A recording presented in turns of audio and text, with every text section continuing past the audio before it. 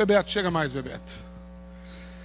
Bebeto Araújo é presidente da Missão Aliança para o Brasil, né? América Latina também, não? Só o Brasil? Já tá bom demais, né? Missão Aliança é uma missão norueguesa, talvez ele venha falar um pouco mais de sede na Noruega, né? Bebeto é pastor, plantou a igreja da Vinha, lá em Itaperuçu. Mais do que isso, plantou uma escola que impactou radicalmente a realidade daquela cidade. Não sei se ele vai falar disso também.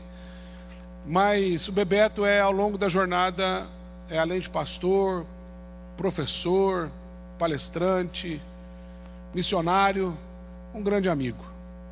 Um cara que tem me ensinado muito sobre a vida, sobre ser pastor, mas especialmente sobre a compaixão, sobre a missão na cidade. E é um privilégio para nós, Bebeto, ouvir você. Você não tem ideia, eu sei que você está chegando de viagem, está até com o zoinho murcho, tadinho. Mas é uma alegria sem medida ter você conosco. Você fica à vontade, a casa é sua, que o Senhor use sua vida poderosamente. Viu, meu irmão? Muito obrigado pela sua presença. Muito obrigado.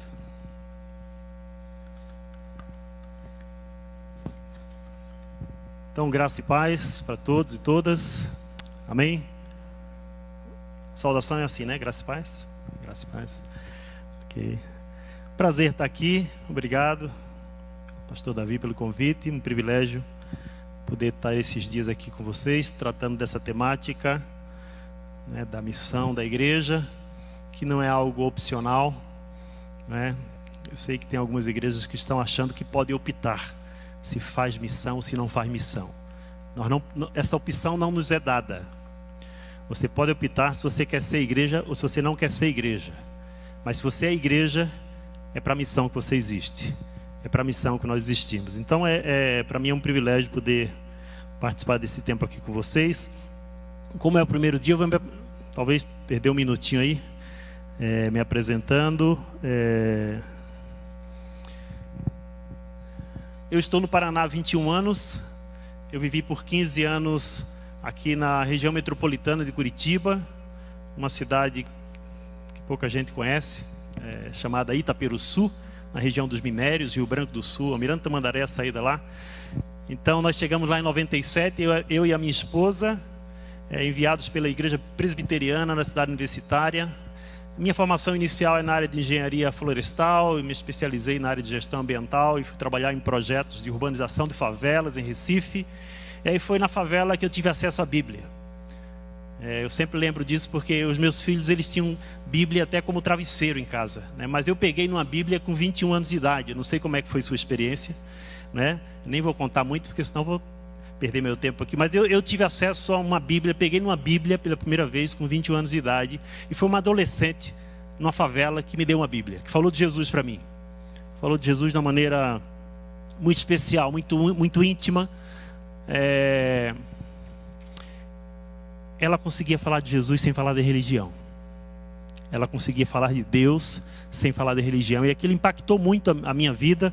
E ela tinha uma autoridade e me confrontava. Eu estava muito doido na época, muito louco, sem referencial do que é certo, do que é errado, do que é bom, do que é ruim.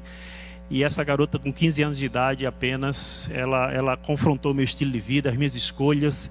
E eu lembro que a minha resposta para ela era sempre assim: menina, eu sou livre. Eu vivo como eu vivo porque eu sou livre.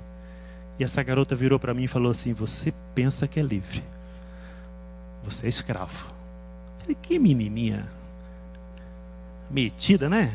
Como é que é, menina? Você tem 15 anos. Ela falou assim: você pensa que é livre. E a gente conversou algumas vezes, né, eu trabalhando nesse projeto de urbanização na Companhia Habitacional do Estado de Pernambuco. E um desses encontros ela me deu uma Bíblia. Um papel, né, um pacote, um presente. Quando eu abri, era um livro estranho demais. Era um livro que tinha zíper. Vocês já viram um livro com zíper? Eu nunca tinha visto um livro com zíper. Eu falei: esse pessoal realmente eles não são desse mundo. Para que colocar zíper num livro? Certamente é para não ler, né? Porque zíper a gente procura manter fechado, não é verdade? Minha mãe sempre falava isso: Bebeto, mantenha fechado, não é? Então, para que colocar zíper no livro? Mas eles colocavam. E ela me deu, era um livro estranho, com zíper.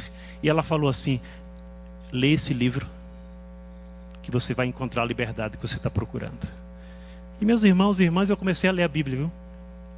Comecei a ler a Bíblia no meu quarto, e eu fiquei 8 meses na minha casa, no meu quarto, lendo a Bíblia. Nunca pisei numa igreja, nunca gostei de crente na minha vida. E meus irmãos e amigos achando que eu estava ficando louco. A minha mãe batia na porta do quarto, falava: meu filho, o que você está fazendo? Eu estou lendo a Bíblia, mãe. E minha mãe falava assim: a Bíblia? É a Bíblia. E está tudo bem com você? Está tudo bem, mãe, está tudo tranquilo, né? O pessoal estava meio... E 8 meses depois de leitura da Bíblia, eu encontrei um texto em João capítulo 8, verso 32. Jesus fala assim: e conhecereis a verdade vos libertará. E aquilo me derrubou. E a reação que eu tive, sem saber qual era a continuação daquela narrativa, a reação que eu tive foi: eu sou livre. Que história é essa? Se conhecer a verdade vai me libertar. De quê que eu sou livre? E foi exatamente essa reação que os judeus tiveram quando eles ouviram isso de Jesus, né? Vocês lembram disso? Nós somos filhos de Abraão. E Jesus falou assim: todo aquele que comete pecado é escravo do pecado. E aí me quebrou. Aí quebrou minhas pernas, né? E eu tive uma experiência, eu caí no chão e comecei a chorar. Eu falei: eu não sei quem é o Senhor, eu só sei que eu nasci para ser livre. Se para ser livre tem que andar contigo, eu quero andar contigo. E assim começou a minha caminhada cristã. E eu me integrei na igreja presbiteriana, do ladinho da minha casa, que vivia muito fechada. Eu confesso que vivia muito fechada. Depois que eu descobri que era uma igreja, e andava meio na contramão. Quando todo mundo ia para a praia, a igreja abria. Quando estava todo mundo no bairro, a igreja fechava. É um negócio meio estranho. Eles estavam com uma agenda meio contrária à agenda do bairro. Mas tudo bem, né? E essa igreja me enviou para fazer missiologia lá no Centro Evangélico de Missões. Vocês conhecem, alguns conhecem, né? Lá em Viçosa. Eu tenho o privilégio, já há 3 anos, de dar aula no SEM, né? Dar aula na escola onde eu estudei. Fiz missiologia lá. E a igreja presbiteriana me enviou para Itaperuçu, aqui na região metropolitana. Nós chegamos em Itaperuçu com 18 dias de casado. Lua de mel. A gente fala que está muito chato lá em Porto de Galinhas. E aí a gente veio para Itaperuçu, né? E minha esposa, ela veio, ela topou, né? Sueli é geógrafa, também estudou missiologia comigo. E a gente veio e nós vivemos 15 anos nessa comunidade, né? E começamos um processo de leitura da Bíblia, de leitura do contexto onde nós estávamos. E nasceu uma comunidade de fé. E nós começamos a integrar as pessoas. Não discipulamos ninguém para ir para o céu. Nós discipulamos as pessoas para viverem na cidade, para não serem apenas membros da igreja, mas serem membros do lugar onde elas vivem. E começou uma série de programas e projetos a partir desse processo de leitura da Bíblia e de leitura do nosso contexto. E avançou o trabalho, graças a Deus. O Davi falou, nós temos um colégio com quase 600 estudantes, do berçário até o ensino médio, projetos na área de agroecologia, geração de trabalho e renda, clínica odontológica, consultórios médicos, projetos na área de desenvolvimento rural, uma série de programas e projetos maravilhosos que mexem na economia da cidade. Tem uma equipe hoje de 87 colaboradores remunerados, mais uma força de 150 pessoas, homens e mulheres voluntários. É uma iniciativa extraordinária, assim. Eu sempre lembro, sabe, quando tem muita gente que olha para a periferia, e o olhar para a periferia é um olhar equivocado. O pessoal está lendo o Evangelho, mas está esquecendo que o olhar de Natanael para a periferia era um olhar equivocado. Natanael olha para alguém que chega da periferia e fala assim: e pode vir alguma coisa boa de Nazaré? Pode. O Messias veio da periferia. O Messias veio de Nazaré. Então eu penso que Deus precisa ajustar um pouquinho os nossos olhares. O nosso olhar para o pobre, para aquele que vem das bordas da cidade, das franjas da cidade. E nós temos visto um movimento extraordinário a partir da cidade de Itaperuçu, com gente muito boa, que o Evangelho chegou, restaurou, deu perspectiva de vida. Mas o meu alvo, já foi 7 minutos, o meu alvo era... O pessoal sempre perguntava: Bebeto, tá bacana o trabalho, qual o teu alvo? Vocês não vão parar nunca. Eu falava: eu tenho um alvo, meu alvo é me tornar desnecessário. Esse é o meu alvo. Esse é o meu alvo ministerial aqui na cidade de Itaperuçu. Eu quero me tornar desnecessário. Porque eu sempre trabalhei com essa perspectiva de que a liderança é uma arte. É a arte de você se tornar desnecessário. Para mim não teria sucesso se nós não fizéssemos um sucessor. E a gente tem aqui boas pessoas, empoderou as pessoas e o trabalho continua. Então agora já fazem 6 anos que nós estamos aqui em Curitiba. Então vivemos 15 anos lá em Itaperuçu, estamos há 6 anos aqui em Curitiba. Eu recebi um convite para liderar uma organização missionária aqui no Brasil, que chama Missão Aliança, é uma organização norueguesa, é uma organização de caráter diaconal. Nosso escritório é ali no JVV, e a gente tem uma rede de projetos e uma rede de parceria com igrejas de diversas denominações, luteranos, presbiterianos em Carapicuíba, metodista livre, batistas, pentecostais em Diadema, uma rede de igrejas que a gente tem ajudado num processo de resgate da sua vocação diaconal, ajudando igrejas locais que estão em áreas de alta vulnerabilidade a não apenas ler a Bíblia, mas ler o seu contexto e encontrar na Bíblia resposta para o seu contexto. A gente está envolvido nesse movimento, temos uma rede com 17 igrejas, 17 projetos aqui no Brasil e as nossas conexões aqui na América Latina. A Missão Aliança é uma missão que tem 117 anos, foi fundada em 1901, na Noruega, e está aqui na América Latina, Brasil, Equador e Bolívia, no continente africano, na Libéria e Serra Leoa, e na Ásia, Camboja, Vietnã, Filipinas e China. Esse é o nosso panorama. Então, eu quero olhar para a Bíblia com vocês. A gente vai ficar até domingo aí, de repente a gente troca uma ideia sobre Itaperuçu. Você pode abrir a sua Bíblia nesse texto, 2 Coríntios capítulo 5.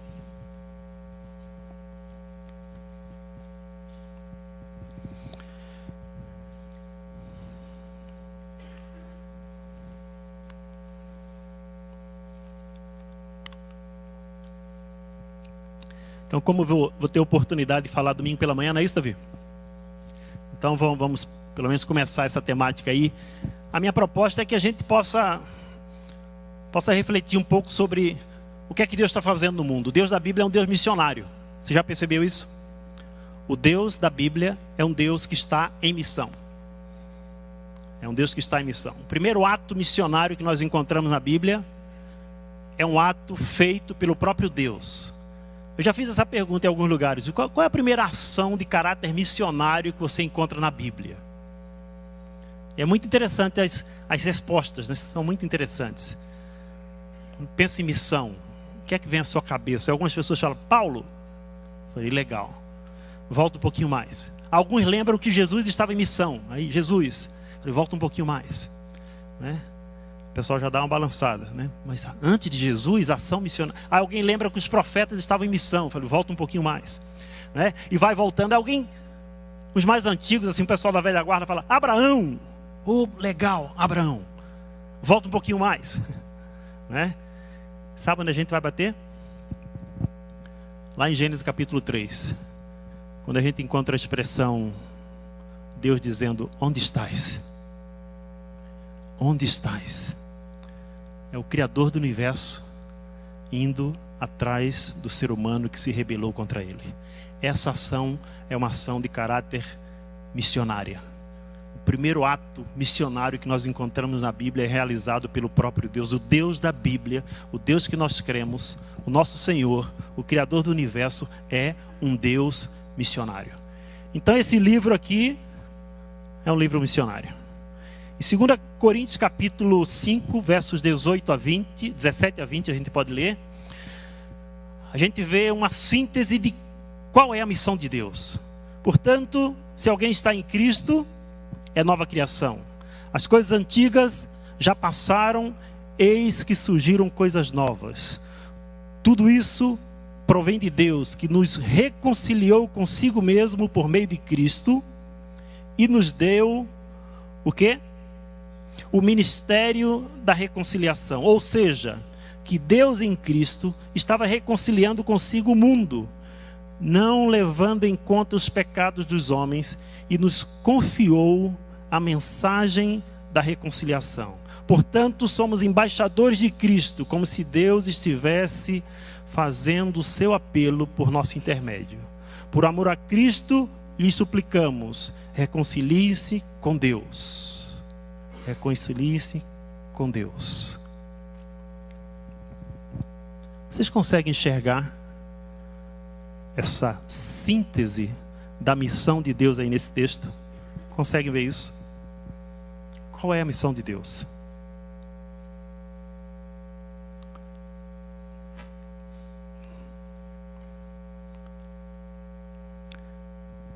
Dá para ler? Mais ou menos, quem está mais distante é complicado, né? Mas a missão de Deus é reconciliar o homem com Ele por meio de Cristo. E não apenas isso. É também missão de Deus criar uma comunidade de pessoas que reflitam no mundo a sua glória. Mas é muito interessante a gente olhar para esse texto de 2 Coríntios capítulo 5 e perceber que essa missão de caráter reconciliador que Deus realiza por meio de Jesus, ela é partilhada conosco. Deus reconcilia a gente com Ele por meio de Jesus, mas Ele cria uma comunidade de gente reconciliada, Ele cria uma comunidade de reconciliados. E Ele concede a essa comunidade de reconciliados uma missão. Qual é a missão? É a mesma. Sair pelo mundo reconciliando pessoas com Ele. Todos aqueles que foram reconciliados com Deus por meio de Jesus recebem de Deus o ministério da reconciliação. A palavra aí é diaconia. Nós somos... Deus olha para cada um daqueles que foi reconciliado com Ele por meio de Jesus como um diácono da reconciliação. Nós somos ministros da reconciliação. Nós recebemos de Deus o ministério da reconciliação. Então é inadmissível, meus irmãos e irmãs, que alguém esteja integrado na comunidade de fé, que já compreendeu que foi reconciliado com Deus através de Jesus Cristo. É inadmissível que uma pessoa dessa diga assim: eu não tenho ministério. E a gente encontra gente assim, viu? Eu não sei se vocês encontram, eu encontro. Você já encontrou gente perdida dentro da igreja? E a gente está sempre achando que os perdidos estão lá fora. Tem gente perdida dentro da igreja. Eu não vou nem pedir desculpa por ser sincero. A gente tem que pedir desculpa quando a gente mente, né? Mas assim, sinceramente, tem gente perdida dentro da igreja.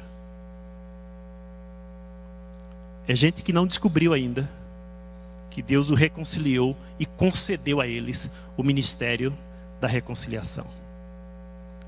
Todo crente é um ministro. Todo crente é um ministro. Você já sabe disso, né? Já sabe disso. Vocês são reformados. Eu também sou reformado, né? Eu ando, meus irmãos, a gente vai ficando mais velho. Eu não estou muito preocupado com quanto você sabe. Com quanto eu sei. Eu tenho a impressão que Deus também não está muito preocupado com quanto eu sei de Bíblia, com quanto eu sei de doutrina bíblica, com quanto eu sei a respeito dele. Eu tenho a impressão que Deus está muito preocupado com o que é que eu estou fazendo com aquilo que eu sei. O que eu estou fazendo com aquilo que eu sei que já é vontade de Deus revelada na sua palavra. O que é vontade de Deus para a minha vida. O que eu já sei a respeito dele, do caráter dele, da missão dele. O que é que eu estou fazendo com aquilo que eu já sei? Essa pergunta precisa de resposta. O quanto você sabe, guarda para você. Mas assim, o que você está fazendo com aquilo que você já sabe?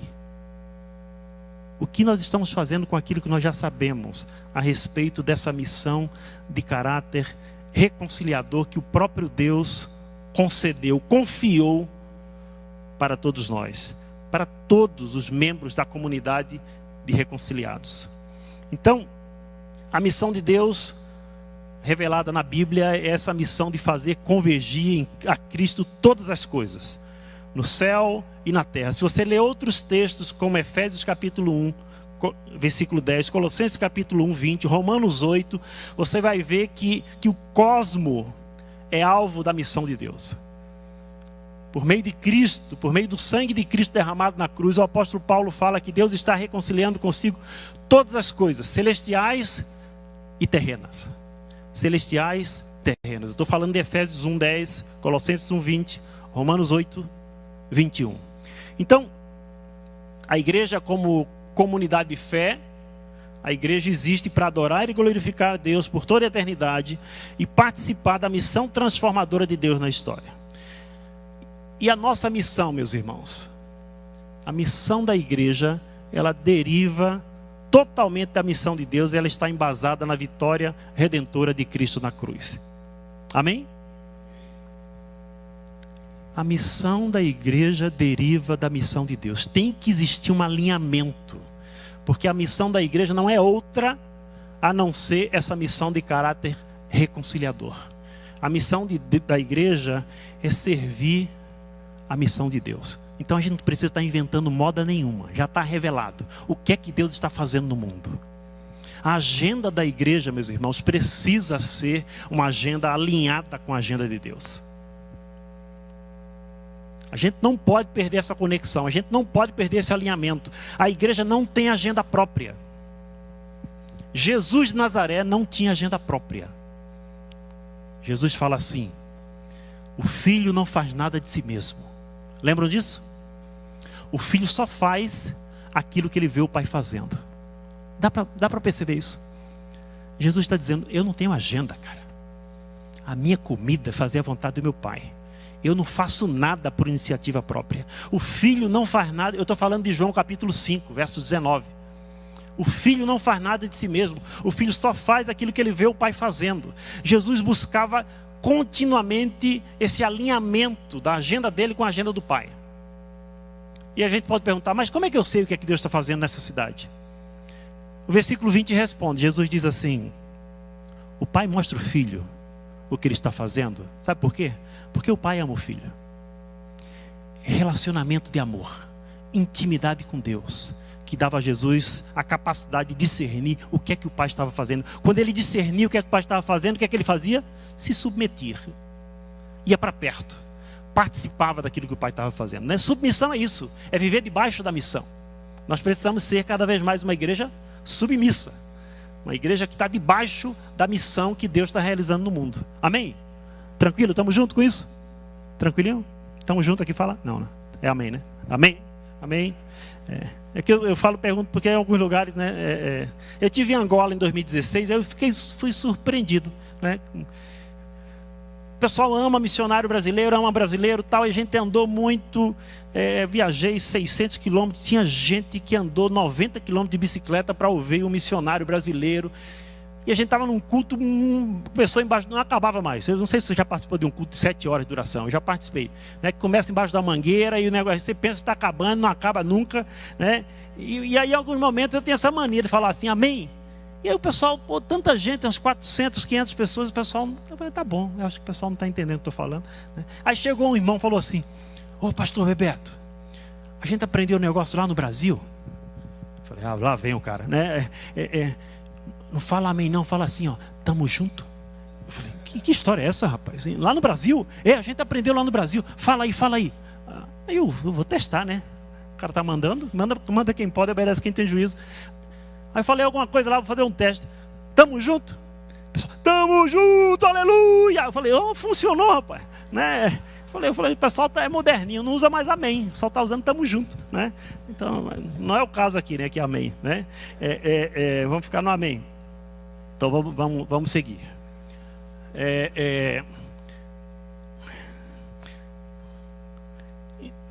João capítulo 20, verso 21, Jesus fala assim: da mesma forma que o Pai me enviou, eu vos envio. Lembram disso? Jesus se coloca como referencial para a igreja. Jesus está dizendo em João capítulo 20, ele está dizendo assim: pessoal, olha para mim. Olha para mim. Olha para a maneira como eu trabalhei. Olha o que é que eu considerei importante. Olha o que é que eu dou valor. Olha o que é que eu amo. Olha o que é que eu abomino. Olha o que eu detesto. Olha quais são as minhas prioridades. Porque da mesma forma que o Pai me enviou, eu vos envio. Jesus fala isso em João capítulo 20, verso 21. Ele é o nosso modelo, ele é o nosso paradigma, ele é o nosso referencial. E ele assume essa responsabilidade de dizer para a gente, para a comunidade de reconciliados, para a comunidade de discípulos, ele assume a responsabilidade de dizer assim: olhem para mim. Porque se vocês tirarem os olhos de mim, vocês vão se perder no caminho. Da mesma forma que o Pai me enviou, eu também vos envio. E a gente pode perguntar: envia para onde, Senhor? Em João capítulo 17, verso 18, Jesus responde dizendo: é para o mundo que eu envio vocês. É para o mundo, para esse mundo. Para esse mundo. Eu estava vendo aqui, né? Morte, violência, medo, indiferença, guerra, fome, vício. solidão. Dá para montar um monte de outras coisas, né? Egoísmo, individualismo, hedonismo, religiosidade morta, sem vida. Dá para botar um monte, né? Tudo isso é esse mundo que conspira e que se rebela contra tudo aquilo que vem de Deus. É para esse mundo marcado pelo pecado, pela corrupção, pela injustiça, pela maldade. É para este mundo marcado pela desordem que o Senhor nos envia. Então, cada cristão, cada comunidade de fé é chamada por Deus para proclamar e demonstrar o Evangelho de Jesus aqui e agora. Proclamar e demonstrar o Evangelho de Jesus neste mundo, marcado pela corrupção, pelo sofrimento, pela injustiça, pela desordem. A espiritualidade bíblica, meus irmãos, vocês sabem disso, eu vou repetir. Mas a espiritualidade bíblica, ela tem duas dimensões. Ela tem uma dimensão vertical, que conecta você com Deus, e tem uma dimensão horizontal, que empurra você para o serviço e para a missão. Essa é a cruz. Não estou benzendo ninguém, mas assim, essa é a cruz. A gente está abolindo, tem muita gente que está abolindo a cruz, né? Tem muita gente, eu estou falando assim, o pessoal tem café sem cafeína, tem leite sem lactose, o pessoal está querendo evangelho sem cruz. Não tem, meu irmão. Tem não, tem café sem cafeína, tem leite sem lactose, mas não tem evangelho sem cruz. Não tem, se tiver não é de Jesus de Nazaré. Então a espiritualidade cristã, ela conecta você com Deus e ela não transforma você num levita. Sabe levita, o cara que fica levitando sobre nós? É o cara que nem vai para o céu, nem vive na terra. Ele é esquisito. Jesus falou para ser diferente, mas o cara é esquisito. Ele já não fala mais português, já não sabe falar mais a língua do povo. Ele se veste de maneira esquisita, todo estranho. Né? É um cara que desconectou. A espiritualidade vertical que não se horizontaliza não é bíblica. Tem que ser revista. Conexão com Deus obrigatoriamente desemboca em serviço e missão aqui na terra. Obrigatoriamente. Intimidade com Deus desemboca em serviço e missão aqui na terra. Então, é aqui agora. A fé é vivida para dentro da história, meu irmão. A fé cristã não aliena. A fé cristã engaja. Engaja, empurra você para o serviço e para a missão. Vamos seguir. Eu creio, a partir da leitura que estou fazendo da Bíblia há 31 anos, mesmo com as minhas miopias, eu creio que o caos que nós vivemos é a ausência de Shalom. Isso aí não é na guerra da Síria, tá? Isso é na frente do palácio do governo, né? Desse governo corrupto do ex-governador Beto Richa. Que daqui a pouco vai para a cadeia, se Deus quiser. Amém? Cadeia é lugar bom para se converter, meu irmão. Você tem dúvida? Eu não tenho nenhuma dúvida. Cadeia é um lugar bom para se converter. Para lá estamos juntos, né? Então, o caos. Esse termo Shalom vocês conhecem também, né? Shalom é paz e harmonia. É um conceito bíblico extraordinário. Extraordinário. O hebreu entende isso com muita facilidade, né? Shalom é harmonia. Shalom, meus irmãos, assim de uma maneira muito grosseira, Shalom é o que nós tínhamos em Gênesis capítulo 1 e 2. Aquilo ali é Shalom. Eu quero recomendar, eu sei que presbiteriano, eu venho 14 anos na igreja presbiteriana e li a Bíblia, o povo, viu? O povinho para ler a Bíblia, é uma bênção. Eu venho de uma igreja que a frequência na escola dominical era maior do que no culto à noite. E eu glorifico a Deus por isso. Quanto eu aprendi nessa igreja nesses 14 anos que eu fiquei na igreja presbiteriana do Brasil. Mas assim, de qualquer forma eu quero recomendar, inclua Gênesis 1 e 2 na sua leitura bíblica. O pessoal tem muita Bíblia começando em Gênesis 3. E os caras não conseguem saber o que é que Deus está fazendo no mundo. Deus está em missão, está fazendo o quê? Se você não lê capítulo 1 e 2 de Gênesis, você fica perdido. Porque a ação de Deus na história é para restaurar o shalom, é para restaurar aquele ambiente de harmonia do ser humano consigo mesmo, do ser humano com o seu próximo, do ser humano com o Criador e do ser humano com a criação. Isso é shalom. É por isso que a missão de Deus, ela é de caráter integral, porque ela abarca a totalidade da vida, a relação do homem consigo mesmo, com o seu próximo, com o seu Criador e com a criação de Deus. Isso é shalom. Isso é o que nós tínhamos em Gênesis 1 e 2. E você consegue perceber isso, que o agir de Deus tem esse propósito. Deus está em Cristo fazendo novas todas as coisas. Você encontra em Gênesis 1:1, criou Deus os céus e a terra. E dá um salto lá em Apocalipse 21. E vi novos céus e nova terra.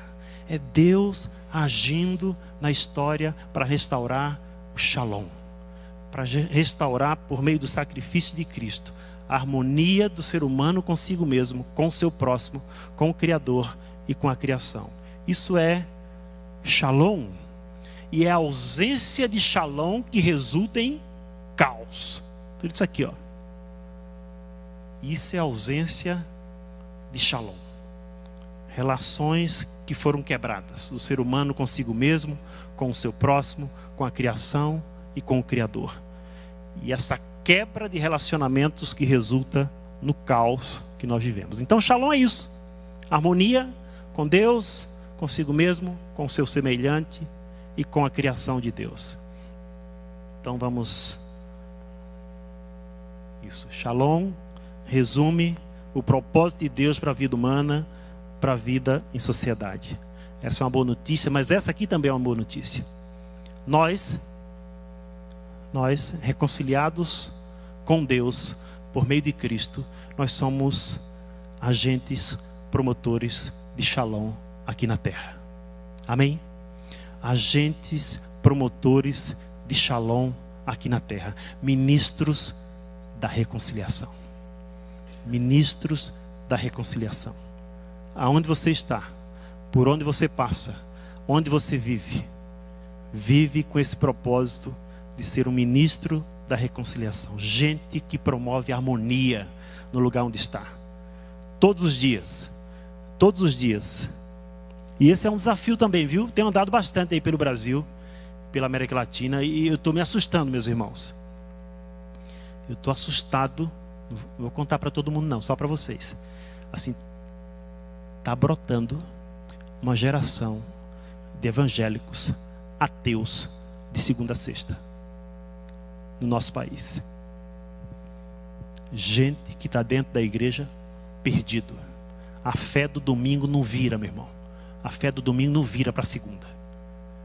O cara vive de segunda a sexta como se Deus não existisse. Deus não interfere nas suas decisões. Deus não interfere na maneira como ele trata o seu filho, como ele trata o seu pai, como ele trata os seus amigos, como trata o vizinho, como trata os jardins, como trata o rio da cidade, como trata os colegas na universidade, no ambiente de trabalho, como trata o empregador, como trata o empregado. De segunda a sexta, gente que está vivendo como se Deus não existisse. Deus não interfere em absolutamente nada na sua vida. Isso tem gerado um caos ético na nossa nação, e vocês sabem disso. Um caos ético. Eu participei um dia num encontro da CNBB em Brasília. E foi muito complicado para mim. Eu dirijo uma organização missionária que tem 117 anos de história, não no Brasil, né, mas no mundo. E é difícil você entrar com membros da CNBB e aí as pessoas falam para você assim: só tem você de evangélico aqui. Eu falei: lá vem, né? Eu falei: sim, nós gostaríamos de ouvir como você avalia a atuação da máfia evangélica em Brasília, no Congresso Nacional. Como você avalia a atuação da máfia evangélica no Congresso Nacional? Você procura um buraco para se esconder, né? Com vergonha, né?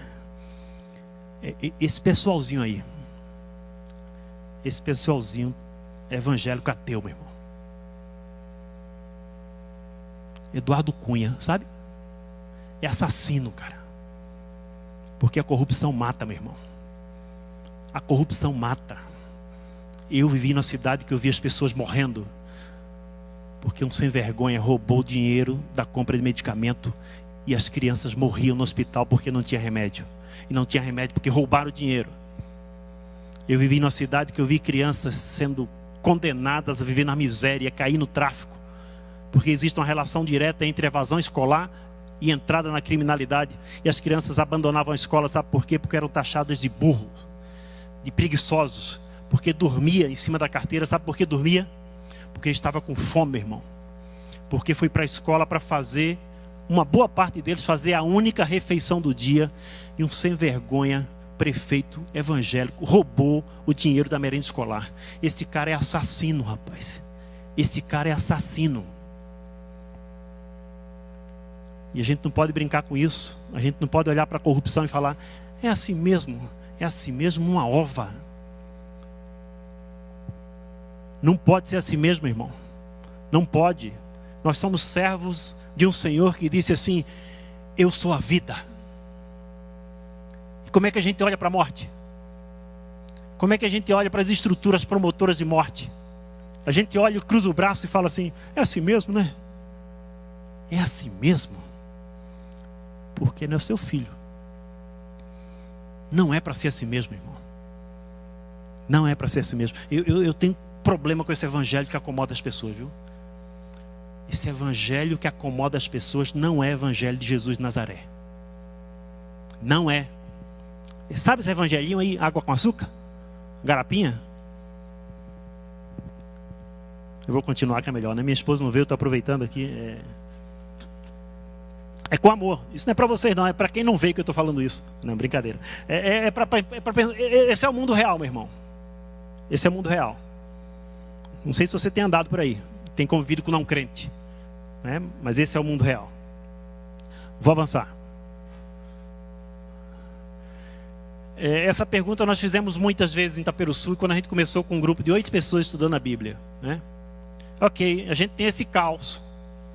E a gente consegue ler e discernir que esse caos é fruto ou é resultado da ausência de Shalom. E a gente tem que perguntar: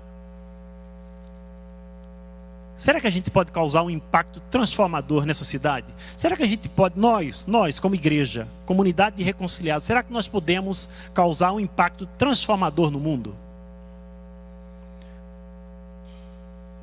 Nós estávamos com um grupo de 8 pessoas lendo a Bíblia, 21 anos atrás. Pedreiro, servente de pedreiro, diarista, pintor, eletricista. E essas pessoas começaram a estudar a Bíblia. A gente começou a estudar a Bíblia não em volta do púlpito, a gente começou a estudar a Bíblia em volta da mesa. E depois de um ano de reflexão bíblica, as pessoas entregaram a vida a Jesus. E eu resolvi colocar essa pergunta na mesa: pessoal, nós somos um grupo pequeno. Será que a gente pode produzir algum impacto na cidade de Itaperuçu? Sabe qual foi a resposta que o pessoal deu? Falou: Beto, você ensinou a gente que a gente pode. Eles disseram assim: Jesus disse que a gente pode, Bebeto.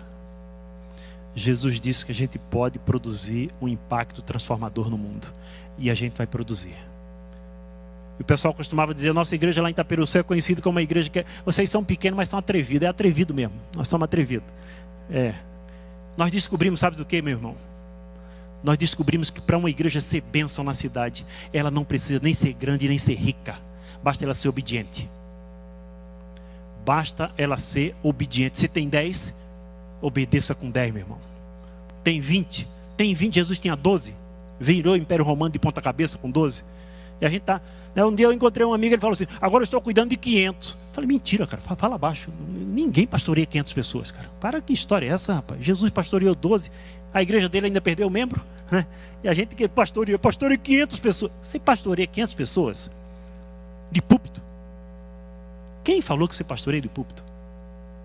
Esse é outro assunto, né? Mas nós podemos, não vamos chamar nunca mais, né? Estou vendo aqui as caras. Ô Davi, depois a gente conversa aí, meu irmão. Não, eu estou falando com amor, e estou sendo bem sincero, né? Jesus disse que nós podemos sim. Nós podemos produzir um impacto transformador. Eu só queria chamar a sua atenção para isso. Eu tenho tempo ainda. Não vamos usar os indicadores de Mamon para medir sucesso ministerial. Não vamos. Não podemos. São outros referenciais. É outra base. É outra lógica. A gente não pode estar se conformando com essa história. A gente chega em alguns ambientes com pastores, a primeira pergunta é essa: quantos membros tem? Eu falava assim: eu tenho que fazer. Não fico contando membro de igreja. Estou ocupado. A segunda pergunta, sabe qual é? Essa é mais baixinha. Como é que está a arrecadação? São os indicadores de sucesso, meu irmão. E tem pastor suicidando, meu irmão. Tem pastor suicidando. Tem ou não tem? Tem. Porque não consegue alcançar as metas. Esses indicadores, muita gente, muita grana para mim é indicador de mercado. O senhor do mercado é Mamon. É outro negócio. Tem nada a ver com Jesus de Nazaré. Absolutamente nada. Quando Jesus estabelece um quórum para ele estar presente no meio do seu povo, o quórum é 2 ou 3. Estão entendendo? 2 ou 3. Onde tiverem 2 ou 3 reunidos, eu estarei com vocês. Estão percebendo que é outra lógica? É lógica de reino, não é lógica de império. É reino de Deus. É diferente. E eu fugi do assunto. E já vou eu. Então, Jesus disse que sim. Jesus disse que sim. A gente pode pensar nisso aqui, ó. Todo mundo lembra. Jesus usa 2 imagens muito simples, para falar do impacto transformador que os seus discípulos realizariam no mundo. 2 imagens, 2 símbolos da vida doméstica. Lembram? Mateus capítulo 5, 13, 14, 15, 16. Jesus usa 2 símbolos fáceis de compreender. Quem ouve ele, os seus primeiros ouvintes ali, eles ao ouvir as palavras de Jesus, eles não realizam um congresso, conferência, eles sabiam exatamente o que é que Jesus estava falando. Jesus estava falando a respeito do impacto que eles, como discípulos do Senhor, produziriam na sociedade. E Jesus fala assim: vocês são o sal de onde? Sal da terra. Vocês são o sal da terra. Quando os discípulos ouvem isso, eles sabiam para que servia o sal. Eles não vão pesquisar no Google. Não, eles sabiam. Sal impedia que o alimento apodrecesse. Certo? Impede, né? Impede que o alimento apodreça. Conserva o alimento. Jesus está dizendo para eles assim: pessoal, a cidade não vai apodrecer, porque vocês estão na cidade. Essa cidade não pode apodrecer, porque vocês estão na cidade. Onde tem sal, o alimento não apodrece.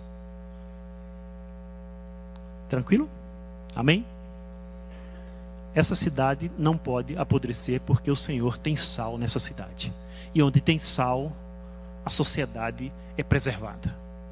Uma outra função do sal, que os discípulos também sabiam e a gente sabe, é que o sal ele realça o sabor do alimento. Não é verdade? Você pode comer um peixe com sal e um peixinho sem sal. O mesmo peixe, tem diferença? Um temperinho? Tem, né? Tem. Tem diferença.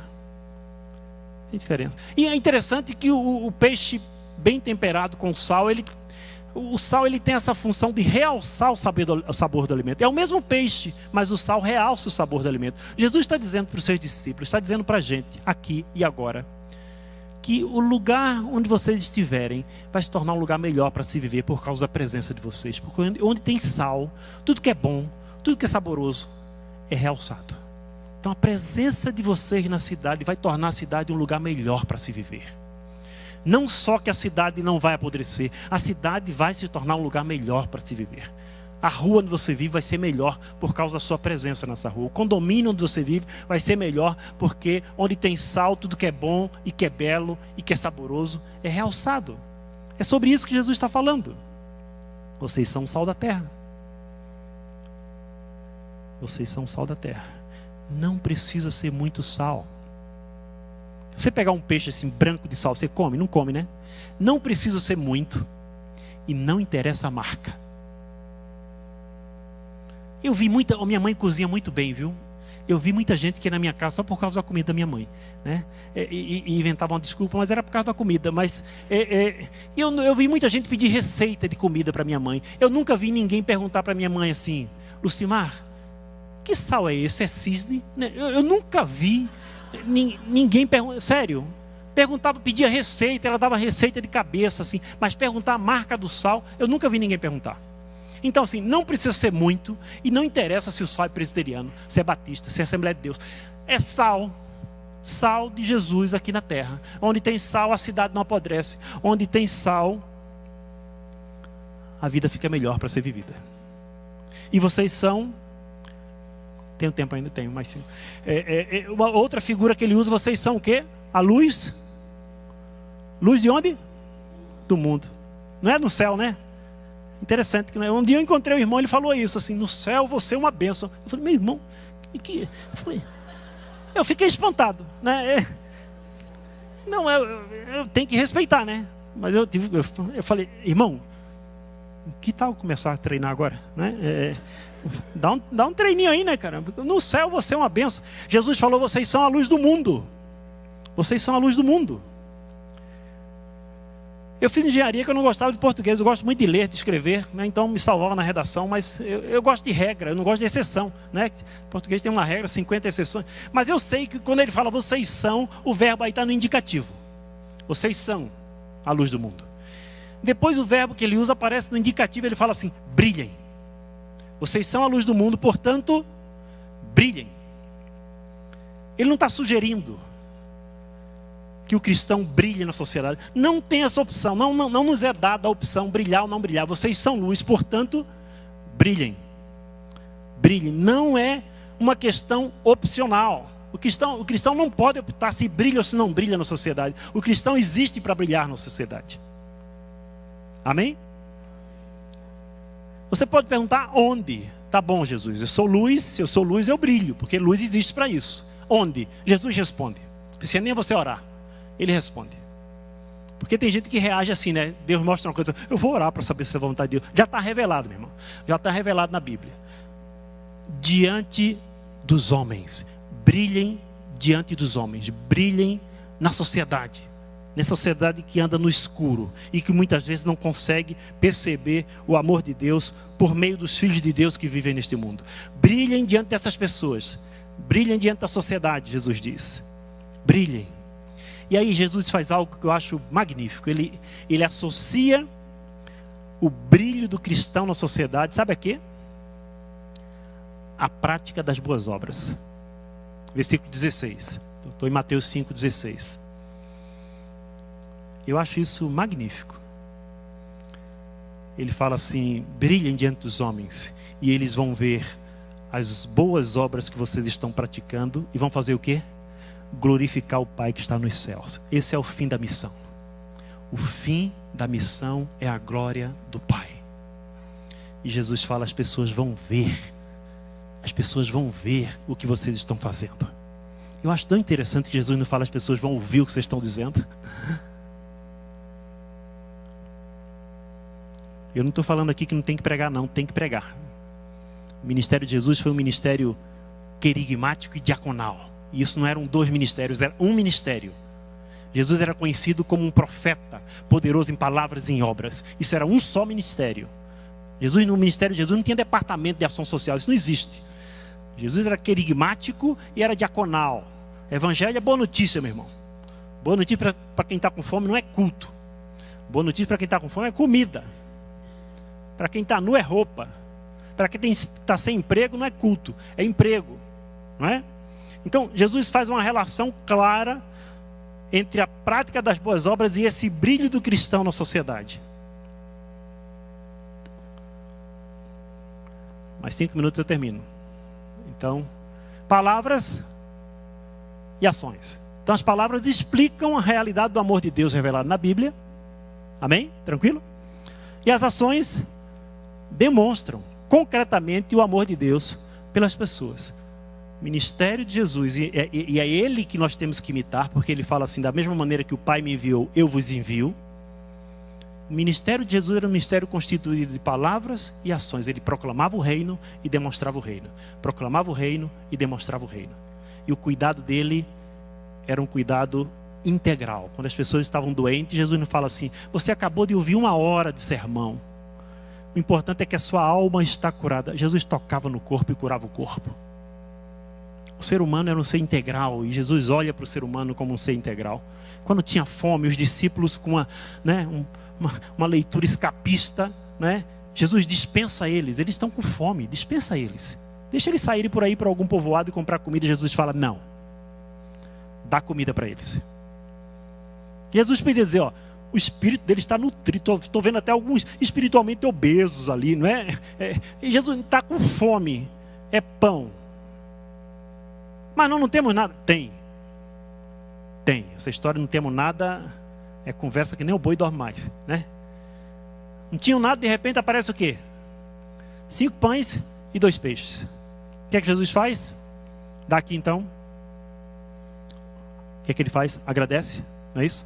Ele nem abençoa, porque ele não abençoa coisa, só abençoa gente, né? Ele agradece e devolve. Quando ele agradece, cai um monte de peixe e pão na cabeça dele?